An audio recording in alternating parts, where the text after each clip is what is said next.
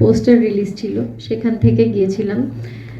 তো গল্প টল্প করে যখন বেরিয়ে আসছি তখন একবার সহজ কথার ঘরটা হয়ে বেরোই আমি রোজ। তখন মাসি বললেন হঠাৎ যে, এই দেবু আমার শাড়িগুলো একটু দেখ না, পরবি? বলে আলমারিটা আগে তার আগে 3-4 দিন ধরে আমি ভাবছি যে আজকে আমার এমনি সাদা প্রিয় রং, যে একটা সাদার ওপর সাদা কাজ করা শাড়ি পেলে খুব ভালো হতো, যেটা এই মুহূর্তে আমার কাছে সাদার উপরে সাদাই কাজ করা এরকম ছিল না। আলমারিটা খুলতেই এই শাড়িটা আমার চোখে পড়লো, যেটা ঘটনাচক্রে সাদার উপর সাদা কাজ করা।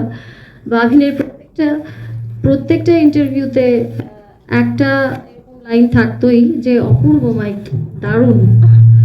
হ্যাঁ, প্রত্যেকটা ইন্টারভিউতে এরকম একটা লাইন থাকতোই যে আমার একটা মা আছে বলে কিছু একটা গল্প মাসি সম্পর্কে বাবিন করতো সবসময়।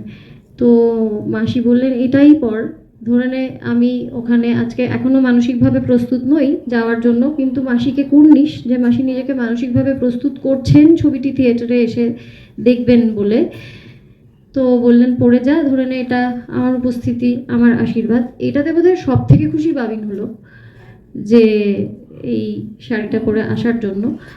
আর দেখছে, উদযাপন করছে, আমরা প্রত্যেকেই খুব আনন্দ করে উদযাপন করব এই ছবির গান সব কিছুই। কিন্তু একটা কথা আমি না বলে শেষ করব না কিছুতেই, সেটা হচ্ছে এই উদযাপনের সাথে সাথেই প্রত্যেক দিন যখন গল্প করে ফিরি মামিনের বাড়ি থেকে, একটা কথা দিয়েই গল্প শেষ হয়, সেটা হচ্ছে সিরিজ অফ ইভেন্ট আমরা এখনো জানতে পারিনি।